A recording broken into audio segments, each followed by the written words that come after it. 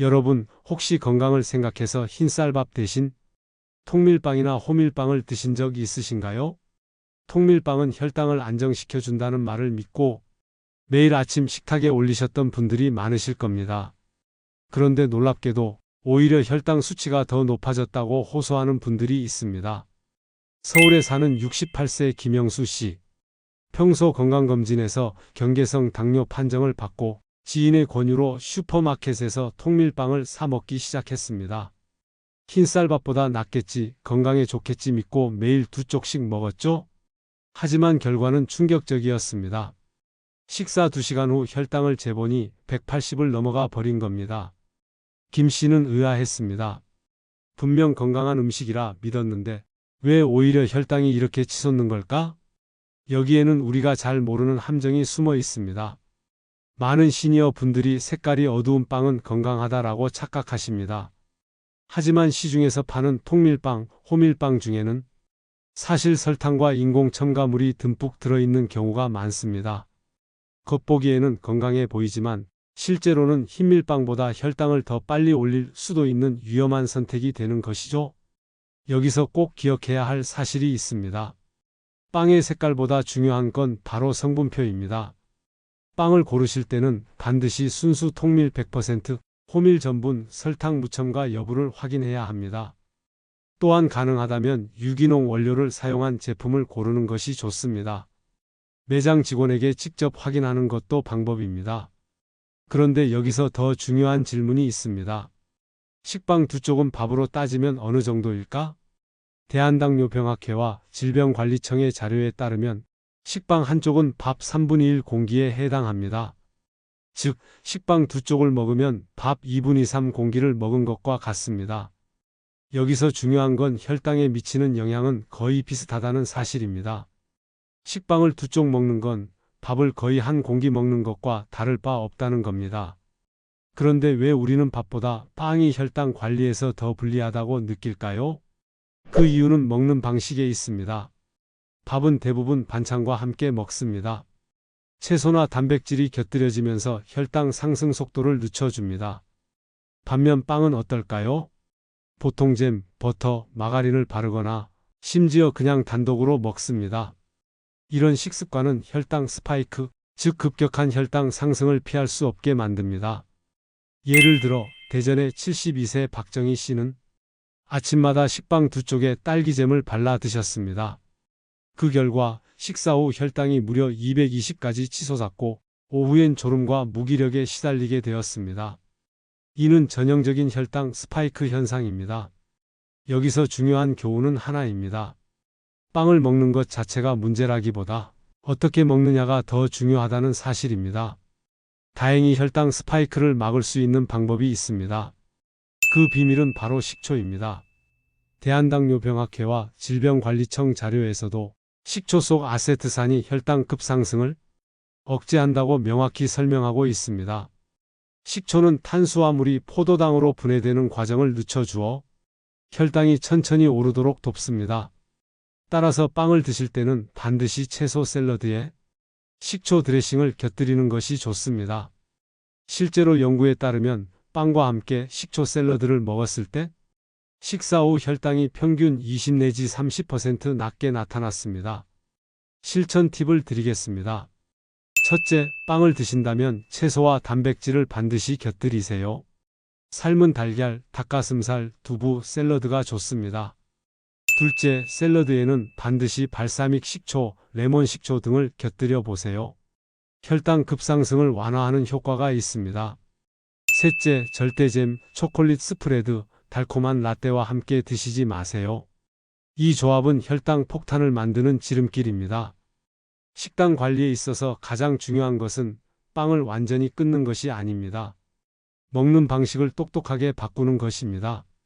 서울의 65세 이순자 씨는 평생 빵을 너무 좋아했습니다. 아침마다 빵집에서 각 구운 빵을 사다 먹지 않으면 하루가 시작되지 않았습니다. 하지만 건강검진에서 공복 혈당이 140로 높게 나오면서 당뇨 전단계 판정을 받았습니다. 그때부터 고민이 시작됐죠? 빵을 아예 끊어야 하나? 내가 좋아하는 음식을 평생 포기해야 하나? 이순자 씨는 영양사의 도움을 받아 빵을 먹는 방식을 바꿨습니다. 빵만 단독으로 먹던 습관을 버리고 빵 한 조각 옆에 삶은 달걀, 닭가슴살 샐러드, 발사믹 식초 드레싱을 곁들였습니다. 그 결과 식사 2시간 후 혈당이 170까지 올랐던 것이 150으로 안정되는 변화를 경험했습니다. 무엇보다 빵을 포기하지 않고도 혈당을 관리할 수 있다는 자신감을 얻은 것이 가장 큰 수확이었습니다. 여러분, 여기서 꼭 기억해야 할 사실이 있습니다. 식품 교환단위 개념을 활용하는 것이 혈당 관리의 핵심입니다. 빵, 밥, 감자 모두 공유군에 해당합니다. 탄수화물 23g, 단백질 2g, 열량 100kcal라는 동일한 기준으로 맞춰져 있습니다. 즉, 식빵 한쪽은 밥 3분의 1 공기와 똑같은 효과를 가진다는 것입니다. 따라서 빵 대신 밥을 먹어야 혈당이 덜 오른다는 생각은 절반만 맞는 이야기입니다. 밥이든 빵이든 결국 먹는 양과 함께 곁들이는 반찬이 혈당 변화를 좌우하는 핵심 요인입니다. 그렇다면 혈당 스파이크를 막기 위한 생활 습관 5가지를 정리해 보겠습니다. 첫째, 항상 채소 먼저 먹기. 식사할 때 채소를 먼저 먹으면 식이섬유가 장을 코팅해 탄수화물 흡수를 늦춥니다. 빵을 먹더라도 샐러드 먼저 드시는 습관을 들이세요. 둘째, 식초를 활용하기. 채소 샐러드에 발사믹 식초, 레몬 식초, 현미 식초를 뿌려 드세요. 혈당 상승을 완화하는 확실한 방법입니다. 셋째, 단백질을 함께 섭취하기. 빵만 단독으로 먹으면 혈당이 급격히 오릅니다.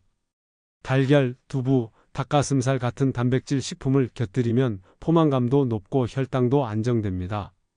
넷째, 간식빵 피하기.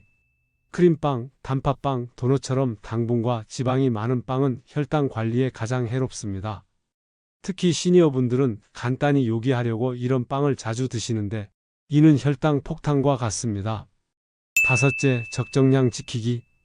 통밀빵이라 하더라도 2~3조각을 한 번에 드시면 효과가 없습니다. 빵 한 조각 단백질 채소 조합을 기억하세요. 여기서 제가 드리는 작은 팁 하나 더 있습니다.